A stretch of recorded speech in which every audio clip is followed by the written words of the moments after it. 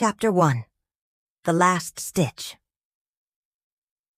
In a quiet corner of a snow-dusted town, nestled between the bakery and a watchmaker's shop, stood a little cobbler's workshop with weathered wooden shutters and a crooked sign that read, "Handmade shoes, honest, prices."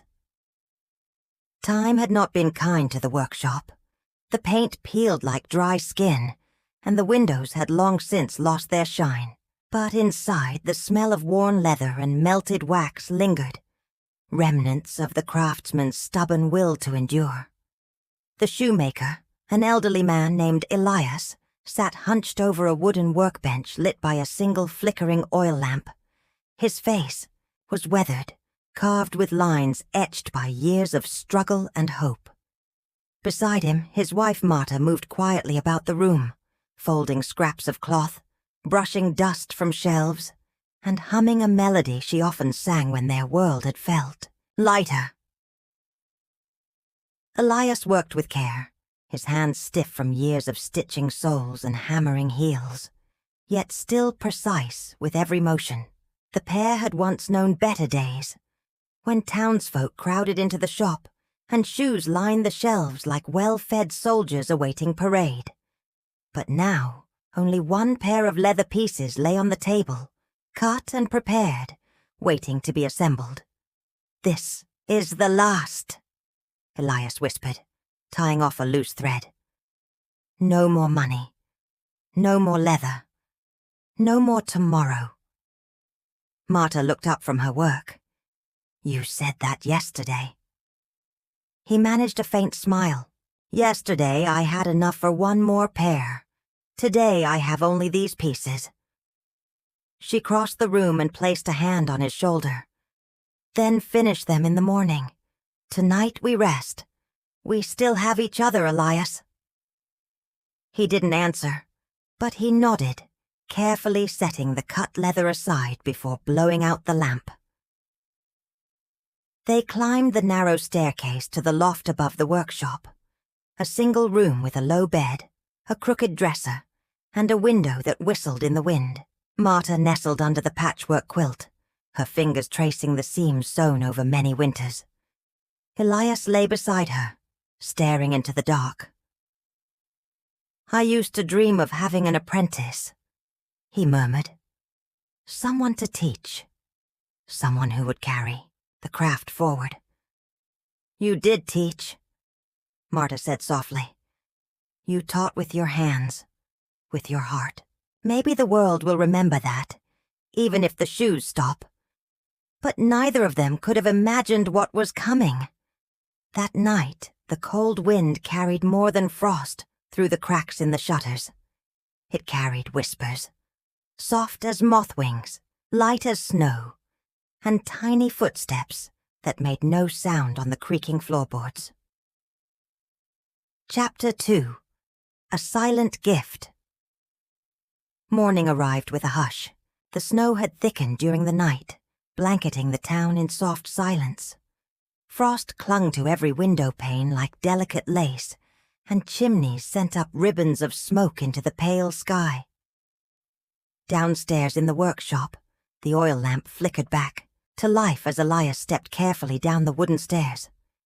He rubbed his eyes, expecting to see the same leather scraps he'd left the night before, still untouched on the workbench. But what he found made him freeze in place. There, placed neatly on the center of the bench, were the most exquisite shoes he had ever laid eyes upon. They were perfectly stitched, with not a single thread out of place. The leather had been polished to a gentle sheen, the seams straight as a ruler's edge, and the soles fitted with such precision that even Elias, with his lifelong skill, could not see how it had been done by any ordinary hand. He reached out, slowly, touching the shoe, as if it might vanish beneath his fingers. "Marta!" he called, his voice hoarse. "Come quickly!" His wife descended moments later, tying her shawl around her shoulders. She followed his gaze and gasped. "You didn't finish them, did you?" she asked. though she already knew the answer. "No," Elias said. "I left the leather cut, nothing more. But these, they're finished. Perfectly." They stared at the shoes in stunned silence. There was no explanation, no footprints in the snow, no signs of entry. The door had been locked, the windows shut tight. And yet, here they were, 2 fine shoes, ready for sale. Later that day, a wealthy merchant passed by the shop.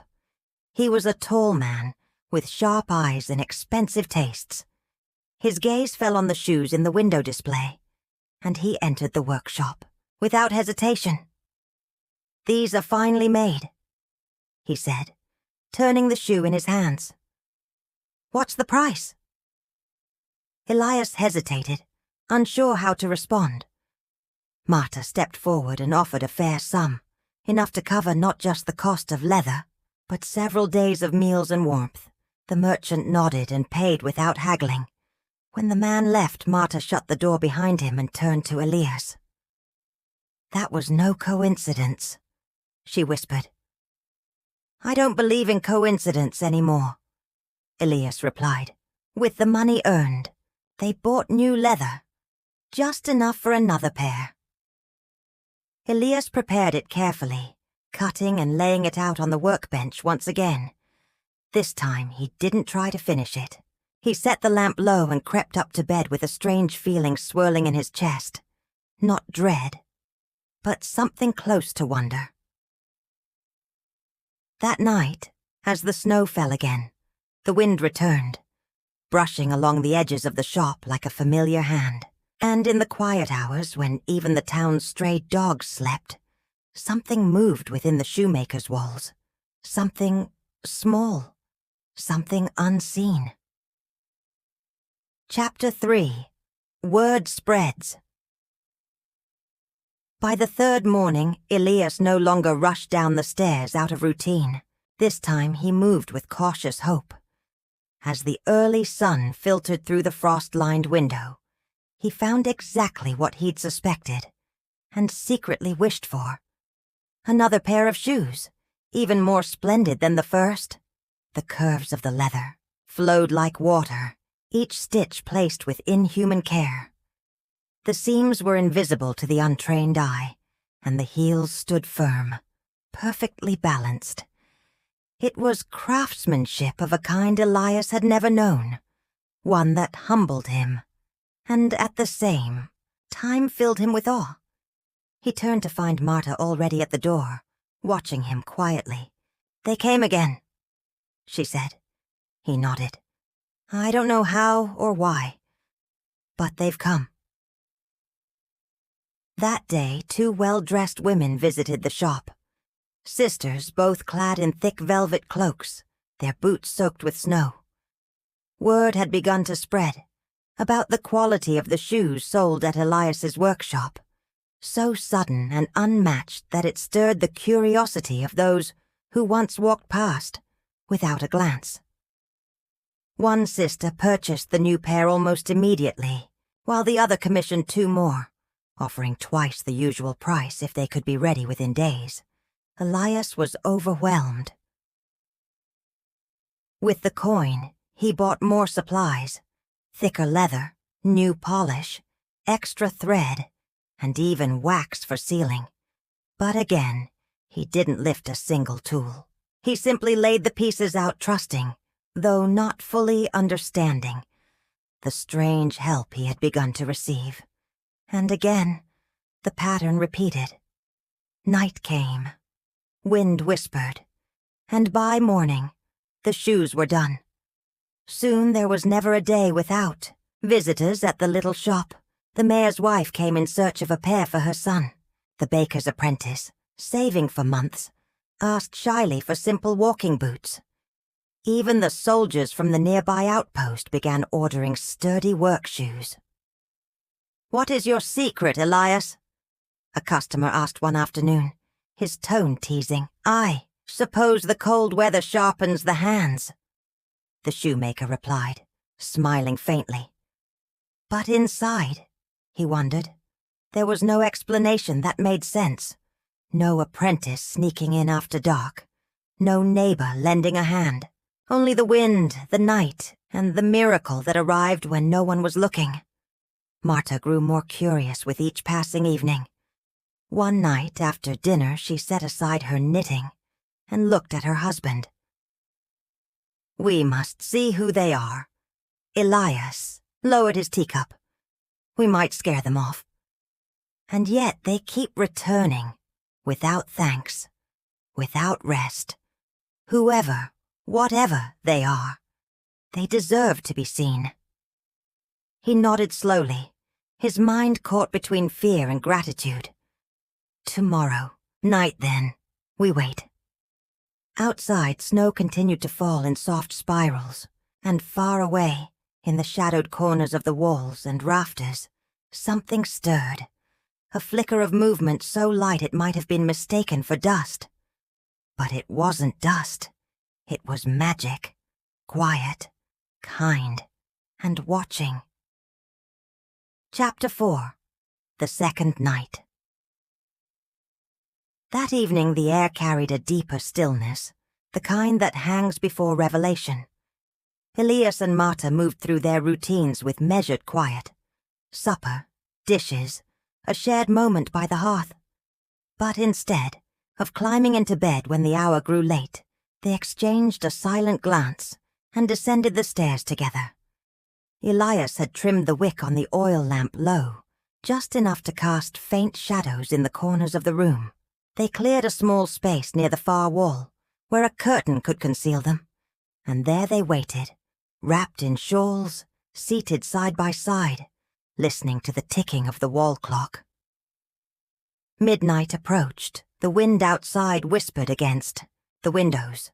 Somewhere within the beams overhead a creak sounded, not sharp or sudden, but as if someone small were testing their weight.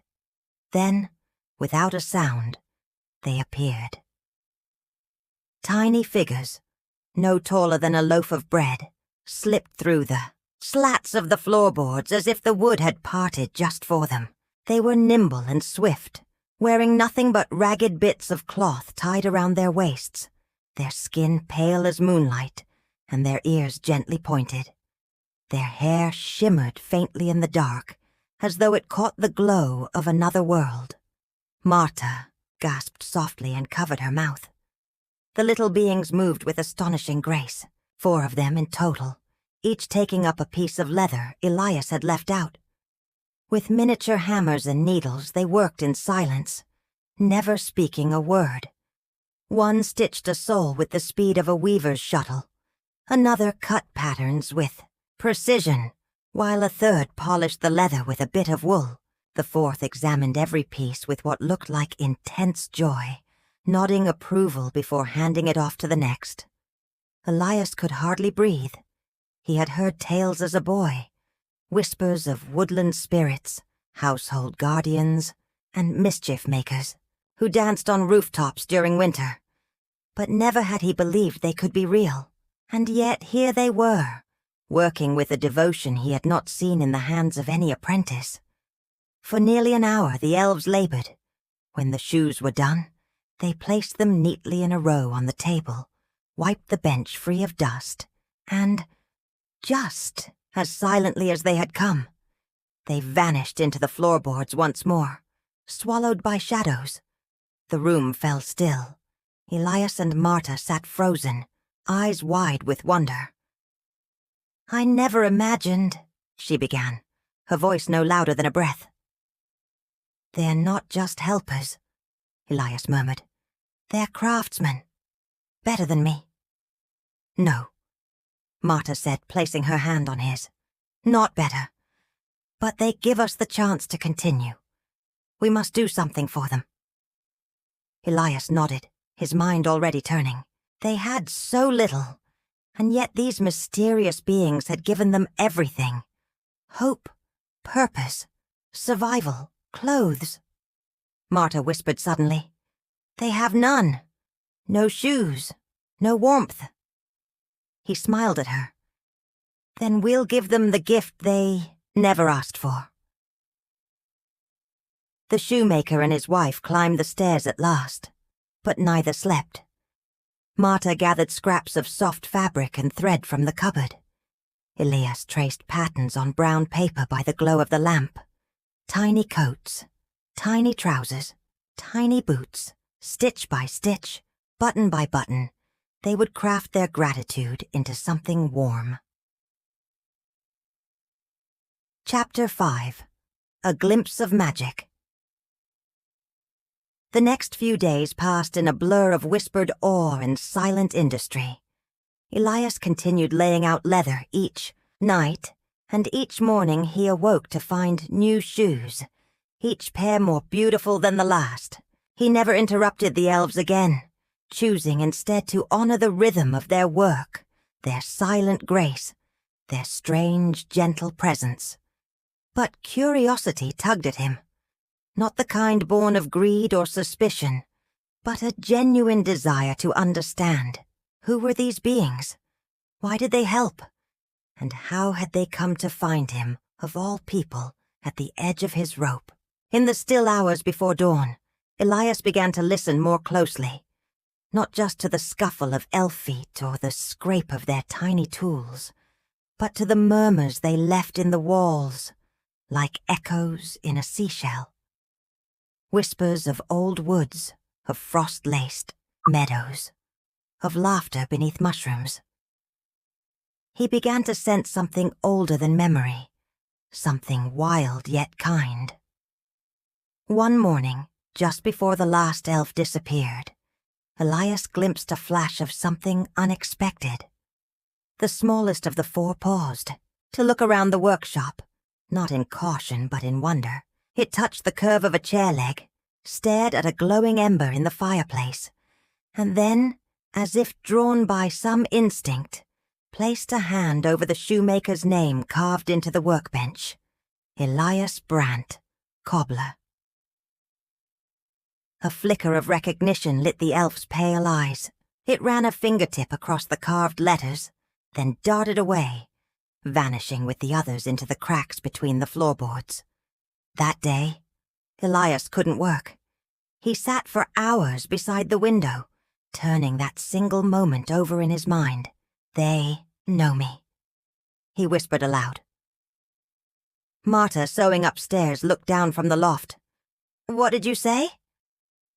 They know who I am, or who I was. Somehow.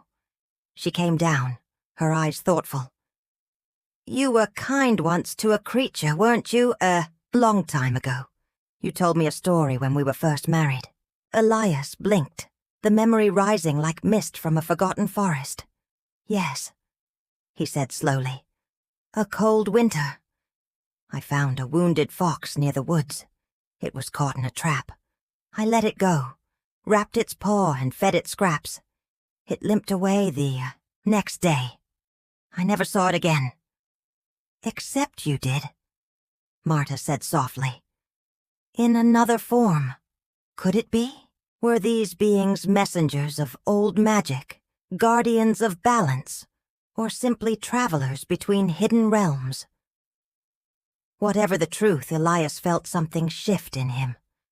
The wonder of his childhood, the belief in unseen kindnesses, in forest spirits, and whispered thanks, returned to him, not as fantasy but as quiet truth, and so he worked with new reverence, cutting leather and smoothing it like one polishing a sacred relic.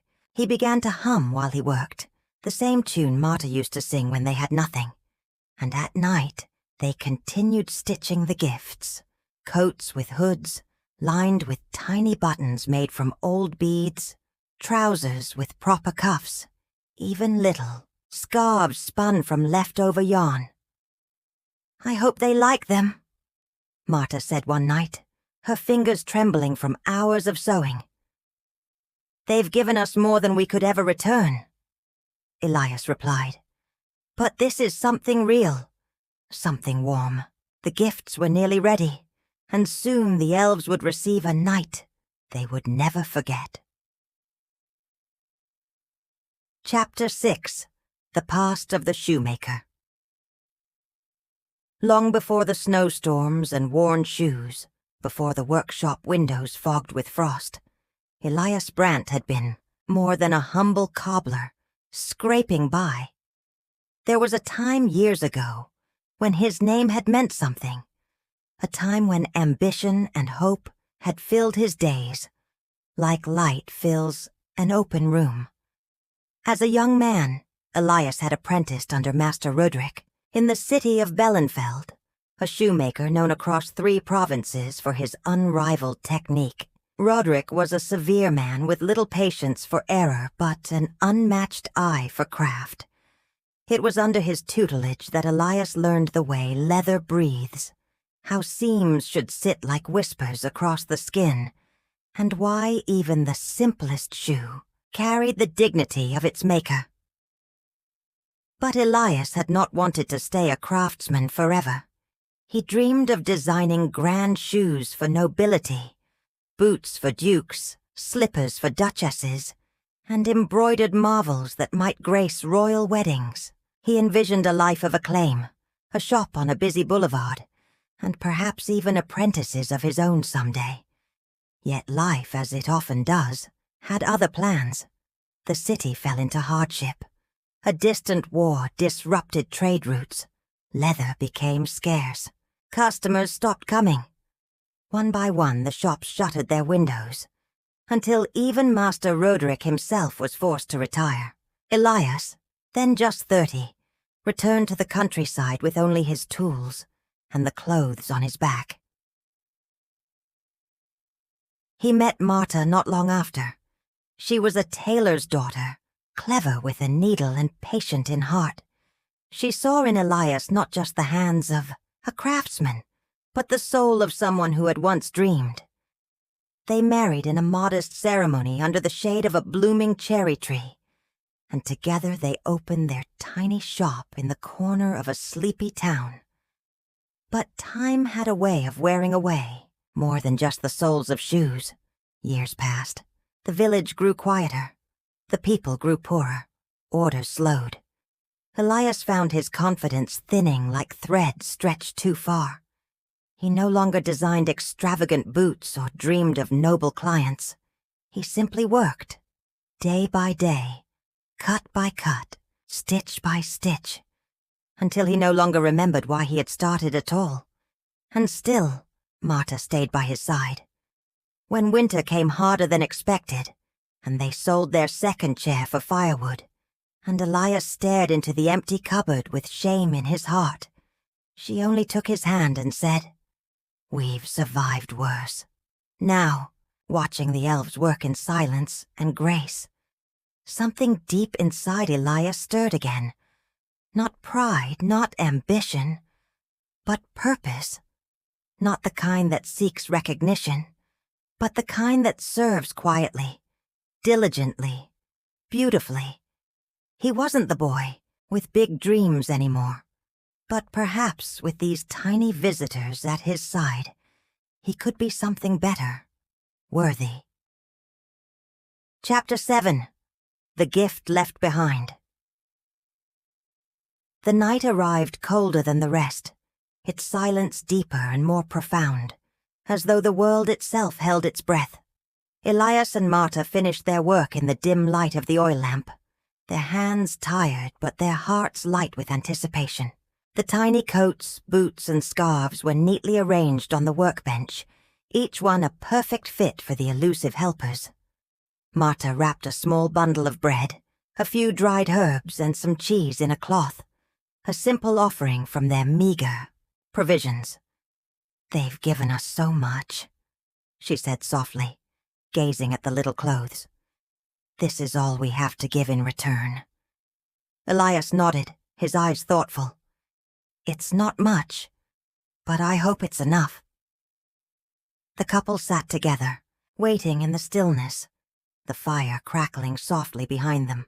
The clock ticked away the moments, and as the moon climbed higher, Elias felt the familiar shiver of anticipation running down his spine.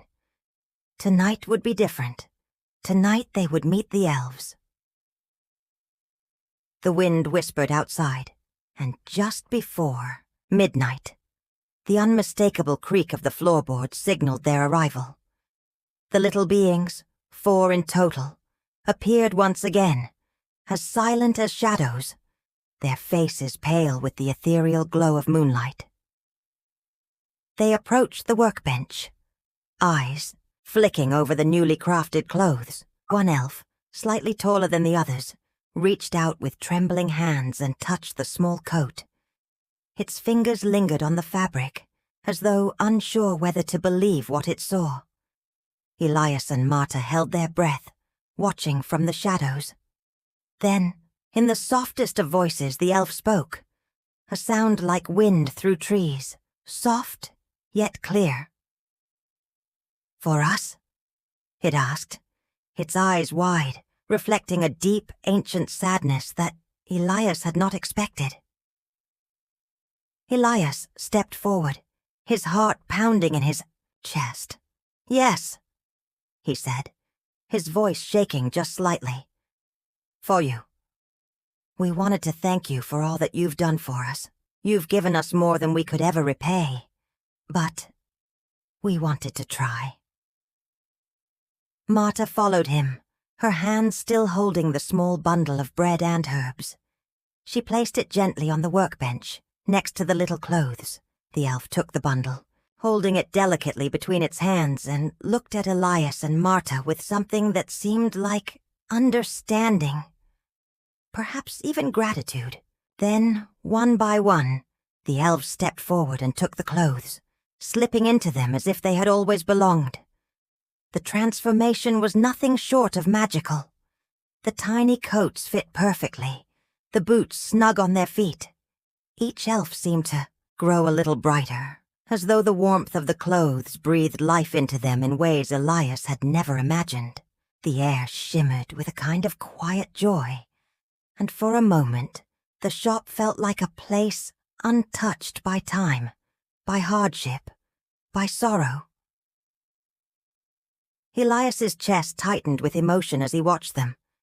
Then, as quietly as they had come, the elves turned toward the door.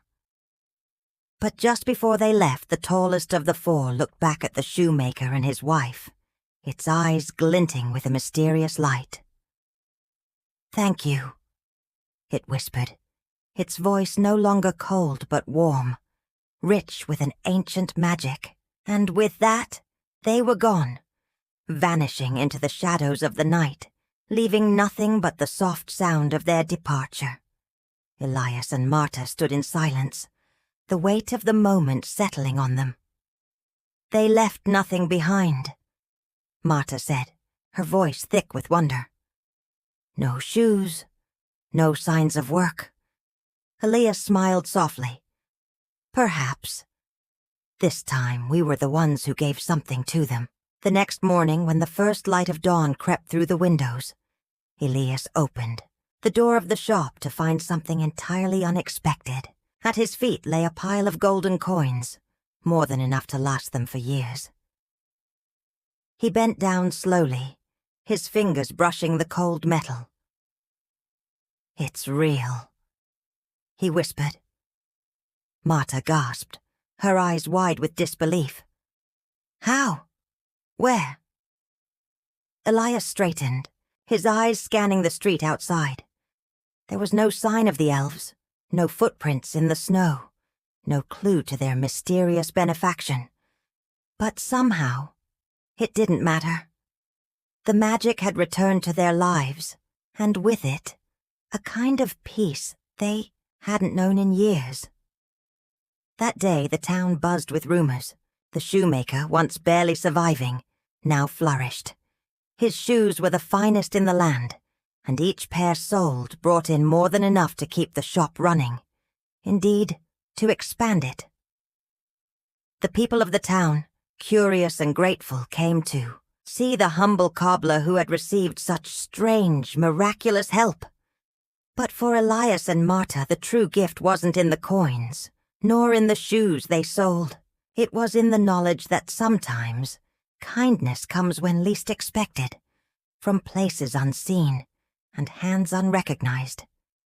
And as the seasons turned, the little shop by the corner of the village grew, not in wealth or renown, but in heart, a place where magic lived not in the objects they crafted, but in the quiet gratitude that shaped their lives. Chapter 8. A New Beginning. With the first rays of spring, the small village seemed to awaken from its long winter's sleep. The days grew warmer, and the people's steps quickened, their spirits lifted by the promise of a fresh season. In Elias and Marta's little workshop, the air hummed with a new energy, one that vibrated through the worn wood of the floorboards, through the stitching of the leather, and even in the silence between them. The coins left by the elves had transformed their lives in ways Elias and Marta had only dreamed. The townsfolk, still fascinated by the miraculous turn of events, began to frequent the shop. Word of the cobbler, who had once been near ruin, and now stood prosperous, spread quickly. It wasn't just the wealth that spoke to them, but the quiet aura of something magical, something unspoken that lay beneath the leather soles and finely crafted shoes. Elias and Marta worked tirelessly, but no longer out of desperation. Their craft was infused with new purpose. Each stitch, each cut, each polish was done with reverence. They were no longer just making shoes. They were making pieces of their shared history, woven with magic, kindness, and the quiet belief that what goes unnoticed can sometimes change the world.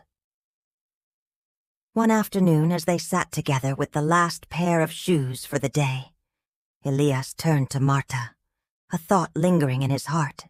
"We've been given so much, Marta, more than we could ever repay." She looked up from her work, her hands paused mid-stitch. "What do you mean?" "The elves," Elias said, his voice soft. "They didn't ask for anything in return. But we have something now, more than we ever had.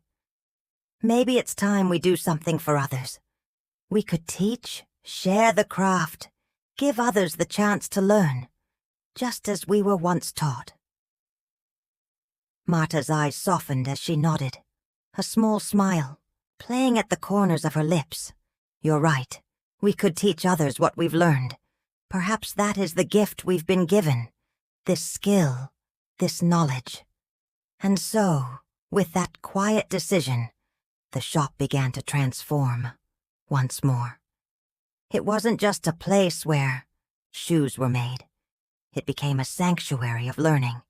Every season apprentices came, drawn by the stories of the humble cobbler who had found not just wealth, but magic. They sat at Elias's feet, learning the delicate art of crafting shoes, stitching them with care and precision, the same way Elias had once learned from Master Roderick. But there was something more to the shop now, something that Elias could not put into words. Perhaps it was the quiet hum of the elves' lingering magic that still seemed to settle in the air, like a soft song. Perhaps it was the kindness that had been returned tenfold. Whatever it was, it made the work feel sacred, made the shop feel like more than just a place of business. As the years passed, the cobbler's fame spread, not for his wealth, but for the heart he put into every pair of shoes, into every lesson he taught. His name became known not just for the fine craftsmanship he was known for, but for the quiet magic that seemed to linger in the soles of his shoes. Magic not of gold, but of kindness and giving.